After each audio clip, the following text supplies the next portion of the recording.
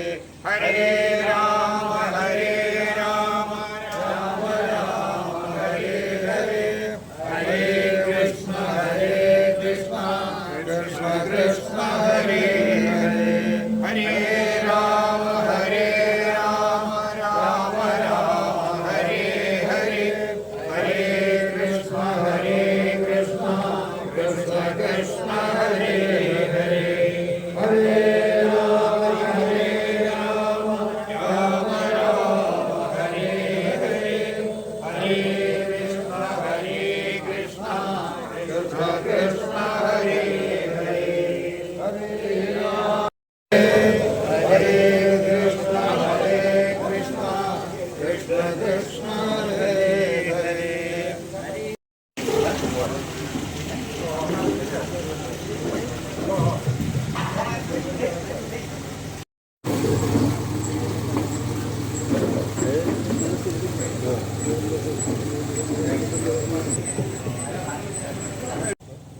ഈ സപ്താഹ ജ്ഞാനയജ്ഞത്തിൻ്റെ ഔപചാരികമായ ഉദ്ഘാടനം Haridas ji institute of Narayaneeyam studies and research സെൻറ്ററിൻ്റെ ഉപമുഖ്യാചാര്യയും ബ്രഹ്മചാരിണി ദർശിക ചൈതന്യജി ഇപ്പോൾ നിർവഹിക്കുന്നതാണ്. പ്രഭാഷണത്തിനായി ദർശികാജിയെ സാദരം ക്ഷണിക്കുകയാണ്. എല്ലാവർക്കും പ്രണാമം. കാശിയിൽ ഗംഗയിൽ പോയി കുളിച്ചിട്ടുള്ളവർക്ക് അറിയാം, അവിടെയുള്ള ഒഴുക്ക് തീവ്രമായിട്ടുള്ള ഒഴുക്കാണല്ലോ. അപ്പോൾ കുളിക്കുമ്പോൾ സൈഡിൽ ഈ പടിയിൽ കുറേ ചെയിനുകൾ കൊടുത്തിട്ടുണ്ടാവും. അപ്പോൾ ആ ചെയിനിൽ പിടിച്ചുകൊണ്ട് വേണം നമ്മൾ ഗംഗയിലേക്ക് ഇറങ്ങാൻ. ആ ചെയിൻ മുറുകെ പിടിച്ചിട്ട് ഗംഗയിലേക്ക് ഒന്ന് മുഴുങ്ങുകയാണെങ്കിൽ പ്രശ്നമൊന്നുമില്ല. എത്ര ഒഴുക്കുണ്ടായാലും ആ പിടി മുറുകെ പിടിച്ചു കഴിഞ്ഞാൽ ഗംഗയിൽ ആ സ്നാനം സുഖകരമായി തീരും. പക്ഷെ പിടി വിട്ട് കഴിഞ്ഞാലോ പ്രശ്നമാവും അല്ലേ, നമ്മളും കൂടി ഒഴുകിപ്പോവും, ആകെ ഇതാകും എന്ന്. ഈ ലോകം പ്രപഞ്ചം എന്ന് പറയുമ്പോൾ സദാ മാറിക്കൊണ്ടിരിക്കുന്നതാണ്. നമ്മുടെ ശരീരം ഉൾപ്പെടെ എല്ലാം അണുനിമിഷം മാറിക്കൊണ്ടിരിക്കുകയാണ്. വ്യക്തികൾ മാറിക്കൊണ്ടിരിക്കുന്നു, സ്ഥലങ്ങൾ മാറിക്കൊണ്ടിരിക്കുന്നു, പ്രദേശങ്ങൾ മാറിക്കൊണ്ടിരിക്കുന്നു, എല്ലാം മാറിക്കൊണ്ടിരിക്കുന്നു. അപ്പോൾ മാറിക്കൊണ്ടിരിക്കുന്ന ഈ പ്രപഞ്ചത്തിൽ സുഖങ്ങൾ നന്നായിട്ട് ആസ്വദിക്കണം എങ്കിൽ എന്ത് വേണം? മാറാത്ത ഒരു അധിഷ്ഠാനം വേണം. അപ്പോൾ മാറാത്ത ഒരു അധിഷ്ഠാനത്തിനെ പിടിച്ചുകൊണ്ട് പ്രപഞ്ച അനുഭവങ്ങളാകുന്ന ഗംഗയിലേക്ക് നമ്മൾ മുങ്ങുകയാണെങ്കിൽ ആ അനുഭവം നമുക്ക് സുഖത്തിനെ പ്രദാനം ചെയ്യും. പക്ഷേ മാറാത്ത എന്തെങ്കിലും ഉണ്ടോ ഈ പ്രപഞ്ചത്തിൽ എന്ന് ചോദിച്ചു കഴിഞ്ഞാൽ ഒരേ ഒരു വസ്തു മാത്രമേ ഉള്ളൂ, അത് കേവലം ഭഗവാൻ മാത്രമേ ഉള്ളൂ മാറാത്ത ഒരു അധിഷ്ഠാനം. അപ്പം ആ ഭഗവാനെ പിടിക്കാനുള്ള ഒരു വഴിയാണ് ഇങ്ങനത്തെയുള്ള സപ്താഹങ്ങൾ. അപ്പോൾ സപ്താഹത്തിൽ പങ്കെടുത്തുകൊണ്ട് നമ്മളും മാറാത്ത ആ ഭഗവാനാകുന്ന അധിഷ്ഠാനത്തിന് പിടിച്ചുകൊണ്ട് നമ്മുടെ ജീവിതം ധന്യമാക്കാം. അതിനുള്ളൊരു ദിവ്യമായ ഒരു അവസരമാണ് വന്നിരിക്കുന്നത്. എല്ലാവരും ഇതിൽ പങ്കെടുത്ത് ധന്യരാകണം എന്ന് പറഞ്ഞുകൊണ്ട് ഈ ഒരു സപ്താഹ ചടങ്ങ്, സപ്താഹ ഉത്സവം, സപ്താഹ ആനന്ദ ഉത്സവം എന്ന് തന്നെ പറയാം, സപ്താഹത്തിൻ്റെ ആനന്ദ ഉത്സവം ഉദ്ഘാടനം ചെയ്തതായിട്ട് പ്രഖ്യാപിക്കുന്നു. എല്ലാവിധ ആശംസകളും നേരുന്നു. ഹരി ഓം. അനുഗ്രഹ പ്രഭാഷണത്തിനായി ചേങ്കോട്ട് കോണം ശ്രീരാമദാസ് ആശ്രമം മഠാധിപതി ബ്രഹ്മപാദാനന്ദ സരസ്വതി അവരുടെ സാദരം ക്ഷണിക്കുന്നു.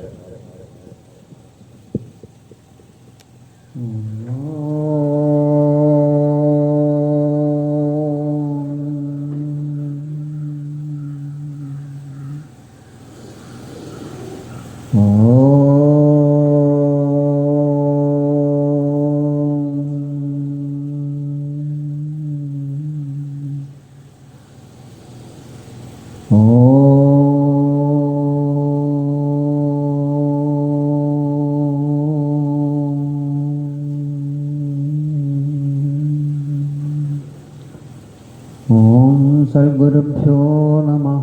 ഓം സഹനാവവതു സഹനോ ഭുനക്തു സഹ വീര്യങ്കരവാവഹൈ തേജസ്വിനാവധീതമസ്തു മാ വിദ്വിഷാവഹൈ.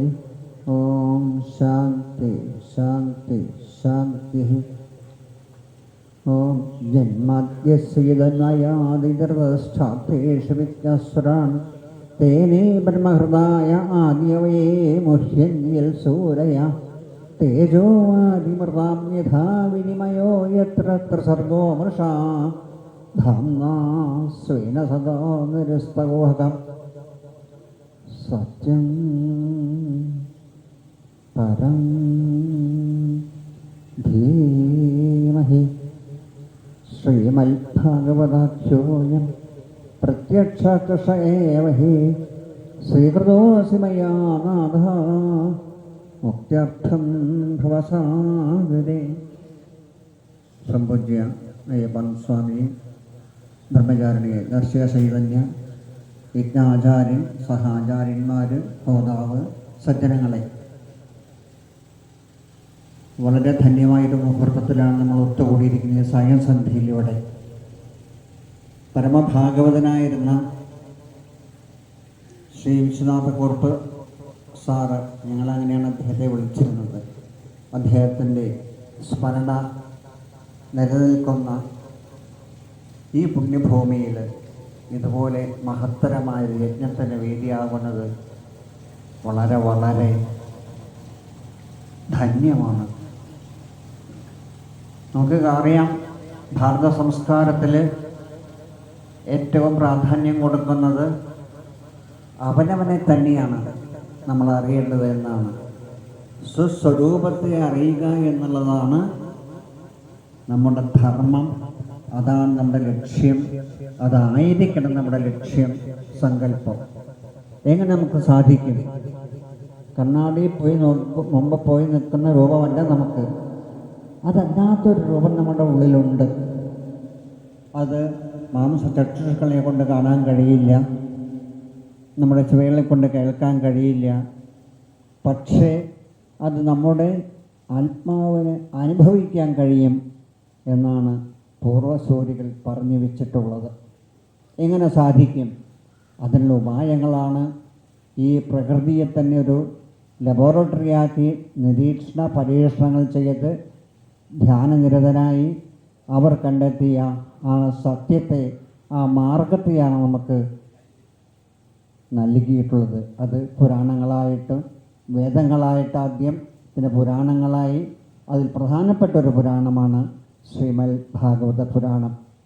ഭഗവാൻ വേദവ്യാസന് മറ്റ് പുരാണങ്ങളും വേദങ്ങളും നിർമ്മിച്ചു കഴിഞ്ഞിട്ടും മനഃശാന്തി വരാതെ ഇരുന്നപ്പോഴാണ് ബ്രഹ്മർഷി നാരദൻ്റെ ഉപദേശപ്രകാരം ഭാഗവതം നിർമ്മിക്കപ്പെട്ടത്. എന്ന് വെച്ചാൽ മനഃശാന്തിക്ക് ഏറ്റവും ഉത്തമമായത് ശ്രീമദ് ഭാഗവതമാണ് എന്ന് അന്ന് വിഖ്യാതമാണ്.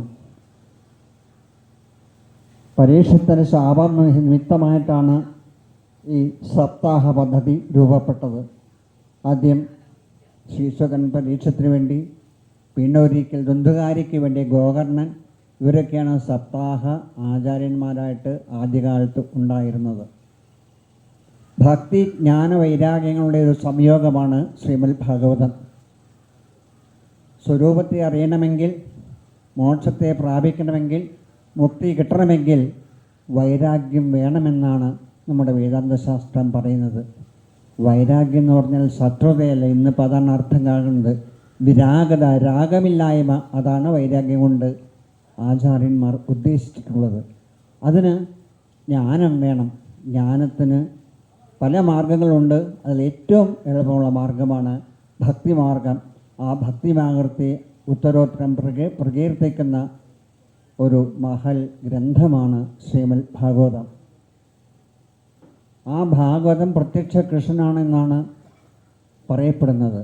ആ ഭാഗവതത്തെ ഉപാസിച്ചാൽ, ആ ഭാഗവതത്തെ സ്വീകരിച്ചാൽ, ആ ഭാഗവത ധർമ്മത്തെ ഉൾക്കൊണ്ടാൽ തീർച്ചയായും നമുക്ക് നമ്മുടെ സ്വരൂപത്തെ അറിയാം, ആത്മാനുഭൂതി ഉണ്ടാകാം, രാമന്മാരായി എല്ലാവർക്കും കഴിയാം. 8 സപ്താഹം കൊണ്ട് മോക്ഷം ലഭിച്ചവർ 2 പേരെ ചരിത്രത്തിലുള്ളൂ. ഒന്ന് പരീക്ഷിത്തും, ഒന്ന് ഗോവർണൻ. ഏത് സപ്താഹത്തിലാണ്, എത്ര സപ്താഹം കേട്ടാലാണ് നമുക്ക് ആ അവസ്ഥ വരിക എന്നറിയില്ല. പടിപടിയായി നമ്മുടെ മനസ്സിനെ അത് ലയിപ്പിച്ചുകൊണ്ട് ഭാഗവത കഥകൾ പറയുമ്പോൾ, വായിക്കുമ്പോൾ ആ കഥാപാത്രങ്ങളായി രൂപപ്പെടാൻ, സാത്വിക കഥാപാത്രങ്ങളായി രൂപപ്പെടാൻ നമ്മുടെ മനസ്സിനെ ഇവിടെ ഇരുന്നു നമ്മൾ പാകപ്പെടുത്തണം. ഗോപികമാരാണോ, കുചേലനാണോ, ധർമ്മപുത്രരാണോ, വസുദേവരാണോ, നാരദരാണോ, ഏത് ഭാവമാണ് നമുക്ക് ഉൾക്കൊള്ളാൻ കഴിയുക, ആ അവസ്ഥയെ, ആ കഴിവിനനുസരിച്ചിരിക്കും നമ്മൾ ഭാഗവതം പാനം ചെയ്തതിൻ്റെ ഗുണം ലഭിക്കാൻ. വെറുതെ ഭാഗവത കഥ കേട്ടതുകൊണ്ടായില്ല. ആ കഥയ്ക്കുള്ളിലെ കഥ അത് ആചാര്യൻ പറഞ്ഞു തരും. അത് ശ്രദ്ധാപൂർവം നമ്മൾ കേൾക്കുക, നമ്മുടെ ജീവിതത്തിൽ പ്രയോജനപ്പെടുത്തുക. എങ്കിൽ മാത്രമേ ഈ ഭാഗവത സപ്താഹം സാഫല്യപ്പെടുകയുള്ളൂ.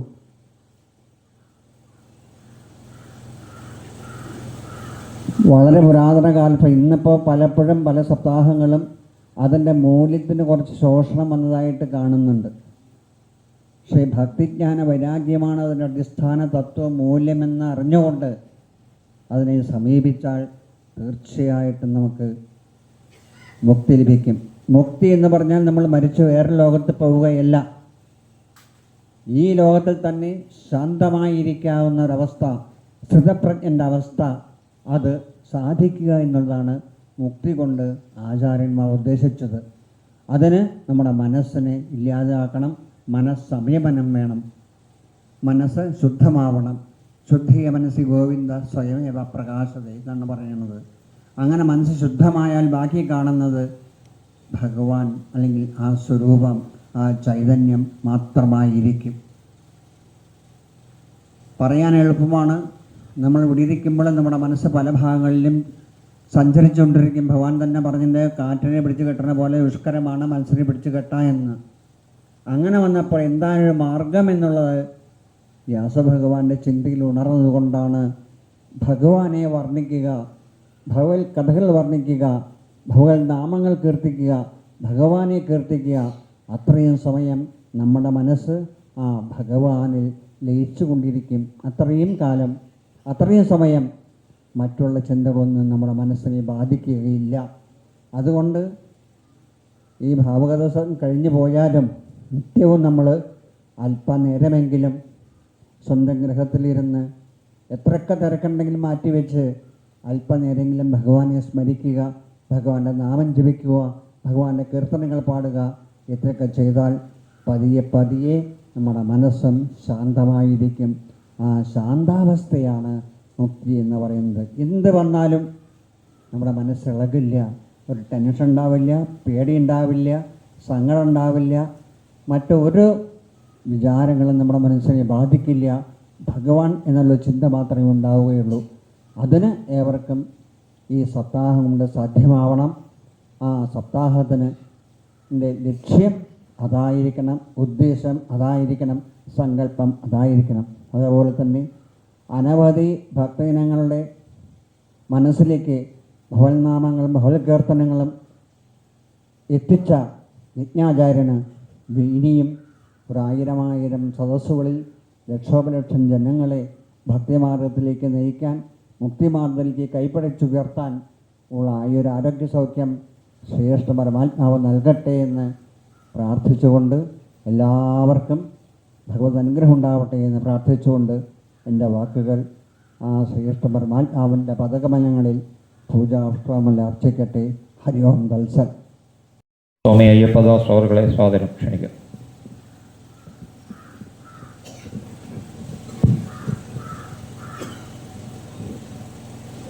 സാന്ദ്രാനന്ദാവബോധാത്മകമനുപമിതം കാലദേശാവധിഭ്യാം നിർമുക്തം നിത്യമുക്തം നിഗമശതസഹസ്രേണ ഭാസ്യമാനം അസ്പഷ്ടം ദൃഷ്ടമാത്രേ പുനരുരു പുരുഷാർത്ഥാത്മകം ബ്രഹ്മതത്വം തത്താവൽഭാതി സാക്ഷാൽ ഗുരുപവനപുരേ ഹന്തഭാഗ്യം ജനാനാം. വരാൻ പോകുന്ന 7 ദിവസം ഗുരുവായൂരപ്പ സാന്നിധ്യം കൊണ്ട്, ഭഗവാൻ കൃഷ്ണൻ്റെ സാന്നിധ്യം കൊണ്ട് അനുഗ്രഹീതമാകുന്ന ഈ ഭൂപ്രദേശത്ത് ഈ ചടങ്ങിൽ പങ്കെടുത്ത് എത്തിയിട്ടുള്ള അമൃതാത്മാക്കളെ, ഭാഗവതം പാരായണം ചെയ്യുക എന്നത് മഹാഭാഗ്യം. പാരായണം ചെയ്യുന്നത് ശ്രവിക്കാൻ സാധിക്കുക എന്നുള്ളത് അതിലും മഹാഭാഗ്യം. അപ്പോൾ ഏതോ തരത്തിലുള്ള ഒരു പുരാതനമായ ബന്ധം, ആത്മബന്ധം ഈ വസ്തുവുമായി ഉണ്ട്, ഈ പ്രദേശവുമായി ഉണ്ട്. അതുകൊണ്ട് തന്നെയാണ് ഇന്ന് ഇതിന് എല്ലാവർക്കും വരാനായിട്ട് സാധിച്ചത്. പ്രകൃതി എതിരായിട്ടാണ് നിൽക്കുന്നത്, എന്നിട്ടും ഇത്രയും പേരെത്താൻ സാധിച്ചു എന്ന് പറയുന്നത് ഈ പ്രസ്ഥാനത്തിൻ്റെ, ഇതിന് നേതൃത്വം കൊടുക്കുന്ന പ്രസ്ഥാനത്തിൻ്റെ ദൗത്യം പൂർത്തിയാവുന്നു എന്നുള്ളതാണ് അതിനകത്ത് വ്യക്തമാകുന്നത്. ഭാഗവത പാരായണം കൊണ്ടും ഭാഗവത ശ്രവണം കൊണ്ടും എന്ത് നേടാൻ സാധിക്കും? നമ്മൾ ജീവിച്ചിരിക്കുന്നത് കലിയുഗത്തിലാണ്. അതുകൊണ്ട് തന്നെ എന്ത് ചെയ്താലും ഏത് ചെയ്താലും എന്ത് പറഞ്ഞാലും എന്ത് പ്രവർത്തിച്ചാലും അതിന് എന്ത് കിട്ടും എന്നുള്ള ചോദ്യമാണ് മുൻപിട്ട് നിൽക്കുക. ഇത്രയൊക്കെ മുൻപിട്ട് എന്തു വേണം എന്ന് അറിയാൻ കഴിയാത്ത മനുഷ്യൻ ഒരു 3 അക്ഷരത്തിൻ്റെ മുമ്പിൽ മരവിച്ച് വിറങ്ങലിച്ച് നിൽക്കുന്ന കാഴ്ചയാണ് നമ്മൾ കാണുന്നത്. ഏതാ 3 അക്ഷരം? എല്ലാവർക്കും അറിയാം, പക്ഷേ അതാരും ഓർമ്മിക്കാൻ ഇഷ്ടപ്പെടുന്നില്ല. മരണം. ആ മരണത്തിൻ്റെ മുമ്പിൽ വിറങ്ങലിച്ച് നിൽക്കുന്ന മനുഷ്യൻ ഭാഗവത പാരായണം എന്തിനു വേണ്ടിയാണ് ശ്രവിക്കുന്നത് എന്നുള്ളതിൻ്റെ കൃത്യമായ ഉത്തരം അത് പൂർത്തിയാകുമ്പോൾ നമുക്ക് ലഭിക്കുന്നതാണ്. പരീക്ഷിത്ത് മഹാരാജാവ് മരണഭയം കൊണ്ട് പൊറുതിമുട്ടി. അതിൽ നിന്ന് രക്ഷപ്പെട്ടേ പറ്റുള്ളൂ. കാരണം 7 ദിവസത്തെ ആയുസ്സേ ഇനി ശേഷിക്കുന്നുള്ളൂ. 7-ാം ദിവസം മരിച്ചേ പറ്റൂ. ചുമ്മാ മരിച്ചാലും പോരാ. ചുമ്മാ മരിച്ചാൽ മതിയായിരുന്നെങ്കിൽ സാരമില്ല. പക്ഷേ ഇത് തക്ഷകൻ കടിച്ചു വേണം മരിക്കാൻ. തക്ഷകൻ കടിച്ച് മരിക്കുക എന്ന് പറഞ്ഞാൽ വിഷപാനത്തിലൂടെ വിഷം ഏറ്റു വേണം മരിക്കാൻ. ആ മരണത്തെ രാജാവ് വല്ലാതെ ഭയപ്പെട്ടു, മഹാവേപുത പൂണ്ടു. എന്ത് ചെയ്യണമെന്നറിയാതെ അലഞ്ഞു. അവസാനം തീരുമാനിച്ചു, ആർക്കും പ്രവേശനമില്ലാത്ത ഒരൊറ്റ മുറിയിൽ 7-ാം ദിവസം കഴിഞ്ഞു കിട്ടിയാൽ 8-ാം ദിവസം മുതൽ സ്വസ്ഥനായി. ഇതായിരുന്നു അദ്ദേഹം വിശ്വസിച്ചത്. ആ വിശ്വാസത്തിൻ്റെ ഫലമായിട്ട് ഒറ്റക്കൽ മണ്ഡപത്തിൽ വളരെ സ്വസ്ഥമായിട്ട് സുരക്ഷിതനാണെന്ന് ഉദ്ദേശിച്ച് കയറിക്കൂടി. ഭാഗവതം വായിക്കാനായിട്ട് തയ്യാറായത് 17 പുരാണങ്ങൾ ചമച്ച് പൂർത്തിയാക്കിയിട്ടും ആത്മസുഖം എന്തെന്നോ മനസമാധാനം എന്തെന്നോ അറിയാൻ സാധിക്കാതിരിക്കുന്ന വ്യാസഭഗവാന് അവസാനം തോന്നലുണ്ടായി, എന്തുകൊണ്ടാണ് ഭഗവാൻ ശ്രീകൃഷ്ണൻ്റെ ചരിത്രം പറയാതിരുന്നത്, അതിൽ മാലോകരെ ബോധ്യപ്പെടുത്താതിരുന്നത്? അതുതന്നെയാണ് എൻ്റെ മനസമാധാനക്കുറവിൻ്റെ കാരണം എന്ന് ബോധ്യപ്പെട്ടപ്പോൾ ശ്രീകൃഷ്ണൻ്റെ ചരിതം പൂർത്തിയാക്കിയതാണ് നമുക്ക് ലഭിച്ച ശ്രീമദ് ഭാഗവതം. ആ ഭാഗവതം കൊണ്ട് എന്ത് ചെയ്യാൻ സാധിക്കും എന്നുള്ളത് വെളിവാക്കിയത് അദ്ദേഹത്തിൻ്റെ പുത്രനായിട്ടുള്ള ശ്രീശുകനുമാണ്. ശ്രീശുകൻ ഭാഗവതം വായിക്കാൻ തയ്യാറായി. അത് ശ്രവിച്ചാൽ മതി, മരണത്തിൽ നിന്ന് രക്ഷപ്പെടാമെന്നാണ് ശുകൻ കൊടുത്ത ഉപദേശം. മരണത്തിൽ നിന്നാണോ രക്ഷപ്പെടുന്നത്? മരണഭയത്തിൽ നിന്നാണ് രക്ഷപ്പെടുന്നത്. പക്ഷെ മരണത്തിൽ നിന്ന് രക്ഷപ്പെടുക എന്നത് തന്നെയാണ് മരണഭയത്തിൽ നിന്ന് രക്ഷപ്പെടുക എന്ന് പറയുന്നത്. നമ്മൾ ധരിച്ചിരിക്കുന്ന വസ്ത്രം മുഷിഞ്ഞതായാൽ ജീർണിച്ചതായാൽ അത് മാറിയിട്ട് പുതിയൊരു വസ്ത്രം ധരിക്കുന്നത് പോലെ അത്ര ലാഘവമുള്ളതാണ് മരണം എന്ന് ബോധ്യപ്പെടണം. പറച്ചിൽ അത്ര എളുപ്പമാണ്. പക്ഷേ അത് കൃത്യമായിട്ട് ഉൾക്കൊള്ളാനായിട്ട് സാധിക്കണമെങ്കിൽ അതിനനുസൃതമായിട്ട് അത് ബോധ്യപ്പെടുത്തി തരുന്ന ഒരു ആചാര്യനിൽ നിന്ന് അത് കേട്ടാൽ മാത്രമേ സാധിക്കുകയുള്ളൂ. എന്തായാലും 1-ാം ദിവസം കഴിഞ്ഞു, 2-ാം ദിവസം കഴിഞ്ഞു, 3-ാം ദിവസം കഴിഞ്ഞു, 4-ാം ദിവസം കഴിഞ്ഞു. മരണഭയം ഓരോ കുറേശ്ശെയായിട്ട് പോയി. 7-ാമത് ദിവസമായപ്പോൾ പരീക്ഷിത്ത് പൂർണ്ണമായിട്ടും ഭയത്തിൽ നിന്ന് വിമുക്തനായി. ഭയത്തിൽ നിന്ന് വിമുക്തനായപ്പോഴാണ് പാവം ഒരു ബ്രാഹ്മണൻ ഒരു പഴങ്ങൾ നിറച്ച ഒരു പാത്രവുമായിട്ട് കാണിക്ക കൊടുക്കാൻ തയ്യാറായി വരുന്നത്. അങ്ങനെ കൊണ്ടുവന്ന് വെച്ച ആപ്പിളിൽ ഒരു ആപ്പിളെടുത്ത് നോക്കിയപ്പോൾ ആപ്പിളിൽ 2 ഉണ്ടക്കണ്ണുകളും ചെറിയ തലയുമുള്ള ഒരു കൃമി. ആ കൃമിയെ കണ്ടുകൊണ്ട് വളരെ സന്തോഷത്തോടു കൂടിയാണ് പരീക്ഷിത്ത് പറയുന്നത്, ഹേ തക്ഷക, നിനക്ക് ഈ കൃമിയാണെന്ന് അറിഞ്ഞുകൊണ്ട് തന്നെ ഞാൻ പറയുന്നു, നിനക്ക് കടിക്കാമെങ്കിൽ കടിച്ചോ, എന്നെ നിനക്ക് ഒന്നും ചെയ്യാൻ സാധ്യമല്ല. മരണഭയത്തിൽ നിന്നും പൂർണ്ണമായിട്ടും വിമുക്തനായ പരീക്ഷിത്ത് ഇത് പറഞ്ഞു കഴിഞ്ഞപ്പോൾ തക്ഷകൻ തൻ്റെ കരാള രൂപം കൈക്കൊണ്ടുകൊണ്ട് ആഞ്ഞൊരു കുത്തുകൊടുത്തു. കാര്യം തീർന്നു. കാര്യം ഭാഗവതത്തിൻ്റെ ആകത്തുക ഞാനീ പറഞ്ഞത്. പക്ഷേ ഇത് ചമൽക്കാരകാരകമായിട്ട് ഓരോരോ ഉപകഥകൾ ചേർത്ത് 7 ദിവസം കൊണ്ട് ആചാര്യൻ നമ്മുടെ മുമ്പിൽ ഇത് സമർത്ഥിച്ചു കഴിയുമ്പോൾ നമുക്ക് അനുഭവിക്കുന്ന ഒരു സുഖമുണ്ട്. അത് ഈ ലൗകിക ജീവിതത്തിൽ മുഴുകി ജീവിക്കുന്ന നമുക്ക് ഏതാനും നിമിഷം മാത്രം ഉൾക്കൊള്ളുന്ന ആ സുഖം ഏതോ ആ സുഖമാണ് ആത്മസുഖം. ആ ആത്മസുഖം നേടുക എന്നുള്ളതാണ് ഭാഗവത പാരായണത്തിലൂടെ നമുക്ക് ലഭ്യമാകുന്ന ഏറ്റവും വലിയ കാണിക്ക എന്നുള്ളത് ഉൾക്കൊള്ളുക. നമ്മുടെ ആചാര്യന്മാരാരും മോശക്കാരല്ല. ഇന്ന് നമ്മൾ ജീവിച്ചുകൊണ്ടിരിക്കുന്നത് ഏത് കാലഘട്ടം എന്ന് ഒന്ന് ചിന്തിച്ചു നോക്കുക. നമ്മുടെ കാലഘട്ടത്തിൽ സനാതനധർമ്മത്തെ നോക്കിക്കൊണ്ട് ലോകം മുഴുവനും ആശ്ചര്യപരതന്ത്രരായി നിൽക്കുകയാണ്. സനാതനധർമ്മം എന്ന് പറയുന്ന ആ മഹത്തായ പാരമ്പര്യത്തെയും ധർമ്മത്തെയും നോക്കിക്കൊണ്ട് ലോകം മുഴുവനും വിവിധ മതക്കാരുൾപ്പെടെ നോക്കിക്കൊണ്ട് നിൽക്കുമ്പോൾ നമ്മളിവിടെ എന്ത് ചെയ്യുന്നു? ഒരു വേടൻ കൈ ചൂണ്ടിക്കൊണ്ട് ഒരാക്രോശം നടത്തി. സങ്കടം സഹിക്കാൻ വയ്യാതെയാണ് ആ വേടൻ ജൽപ്പിച്ചത്. എന്തായിരുന്നു ജൽപ്പനം? മാനിഷാദ. മാനിഷാദ എന്ന് പറഞ്ഞു തീർന്നപ്പോൾ അത് ഏറ്റെടുക്കാനായിട്ട് നിരവധി പേർ തയ്യാറായി. മാനിഷാദ പ്രതിഷ്ഠാം ത്വമഗമസ് ഭവ ശാശ്വതീ ഭവ യത്ക്രൗഞ്ച മിഥുനൗ ദേഹമവധി കാമമോഹിത. ഇത് വേടൻ്റെ വായിൽ നിന്ന് പുറത്തു വന്നപ്പോൾ അപ്പോഴാണ് നമ്മൾ അറിയേണ്ടത് ആരായിരുന്നു വേടൻ. ഈ വാക്യം പുറത്ത് കിട്ടിയത് നമ്മൾ വാൽമീകിയിൽ നിന്നാണെന്ന് പറഞ്ഞു. ആരായിരുന്നു? ഇവിടെ നമ്മൾ ഓരോരുത്തർക്കും നിരവധി കുറവുകളും കുറ്റങ്ങളും ഉണ്ടാവാം. ആ കുറ്റങ്ങളും കുറവുകളും ഉള്ളത് മുഴുവനും പരിഹരിക്കാനുള്ള ഒരു സാധ്യതയാണ് ഈ പാരായണത്തിലൂടെ ഉണ്ടാവേണ്ടുന്നത്. ആ പാരായണത്തിന് കാരണഭൂതമായ ഗ്രന്ഥം എത്രയോ യുഗങ്ങൾക്കപ്പുറത്ത് നിന്നാണ് നമ്മുടെ കയ്യിൽ വന്നു കിട്ടിയിട്ടുള്ളത് എന്നും കൂടി ഓർക്കുക. അതിൻ്റെ കാരണക്കാരനായി വർത്തിക്കുന്ന ശ്രീകൃഷ്ണ ഭഗവാൻ സ്വർഗാരോഹണം ചെയ്യുന്ന സമയത്ത് തൻ്റെ കയ്യിലുണ്ടായിരുന്ന അഥവാ തന്നിൽ നിക്ഷിപ്തമായിരുന്ന ചൈതന്യം ആയിട്ടുള്ള പ്രകാശം മുഴുവനും സമർപ്പിച്ചത് ഈ ഗ്രന്ഥത്തിലാണ്.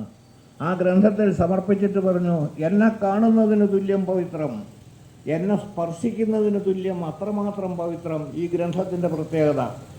ആ ഗ്രന്ഥത്തെയാണ് ചവിട്ടുമെത്തയിൽ എറിയണം എന്ന് പറഞ്ഞിട്ട് നമ്മുടെ ചുറ്റും ജൽപ്പനങ്ങൾ നടന്നുകൊണ്ടിരിക്കുന്നത്. അപ്പോൾ ആ ഗ്രന്ഥത്തിൻ്റെ പവിത്രത ഏത്, വലിപ്പം എന്ത്, അത് നമ്മളൊന്നറിയണം.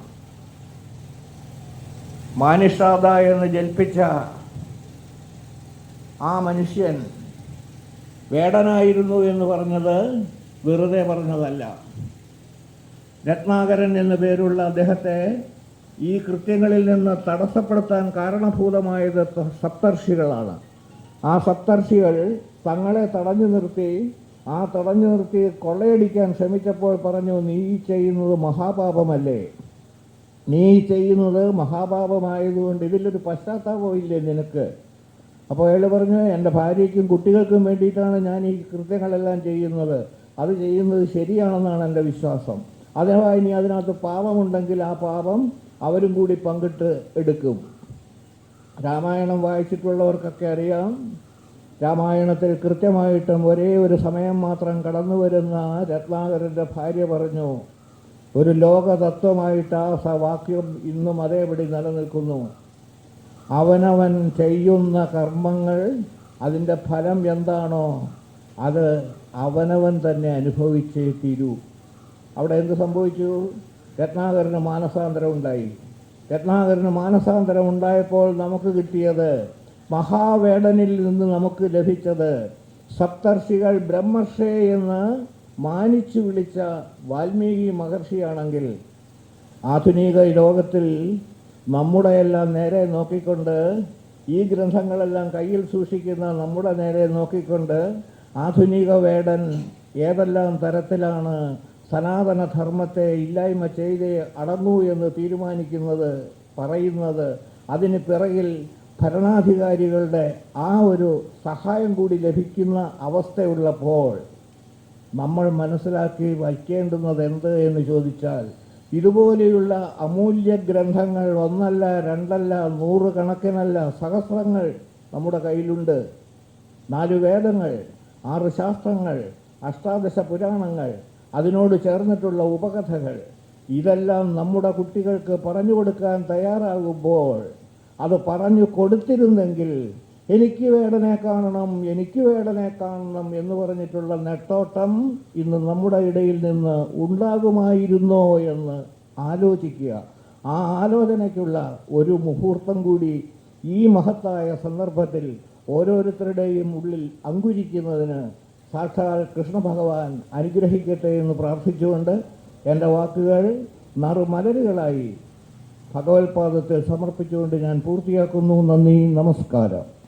ഈ പ്രതികൂല കാലാവസ്ഥയിലും നമ്മുടെ ക്ഷണം സ്വീകരിച്ച് ഈ സപ്താഹ ജ്ഞാനയജ്ഞം ഉദ്ഘാടനം ചെയ്യാൻ ഇവിടെ എത്തിച്ചേർന്ന ഹിൻസറിൻ്റെ ഉപമുഖ്യാചാര്യ ദർശികാജിക്കും ശ്രീരാമദാസാശ്രമം മഠാധിപതി ബ്രഹ്മവാനന്ദ സ്വാമിജി അവർകൾക്കും സ്വാമി അയ്യപ്പദാസ് അവർകൾക്കും ആത്മവിദ്യാവേദിയുടെ പേരിലുള്ള നന്ദിയും കൃതജ്ഞതയും ഈ അവസരത്തിൽ രേഖപ്പെടുത്തുകയാണ്. 5 മിനിറ്റ് ചായയ്ക്കുള്ള ഇടവേള, അതിനുശേഷം ആചാര്യൻ മാഹാത്മ്യ പ്രഭാഷണം നടത്തുന്നതാണ്.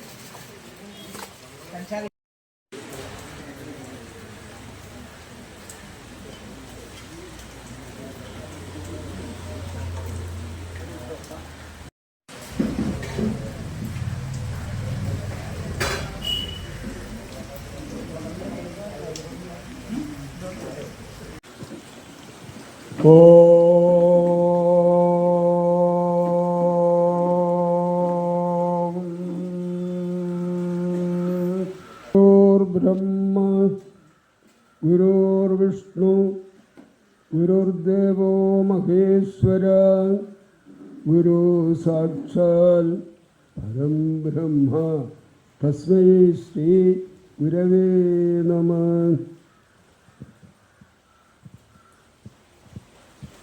അഭിമന്യരായ സജ്ജനങ്ങളെ,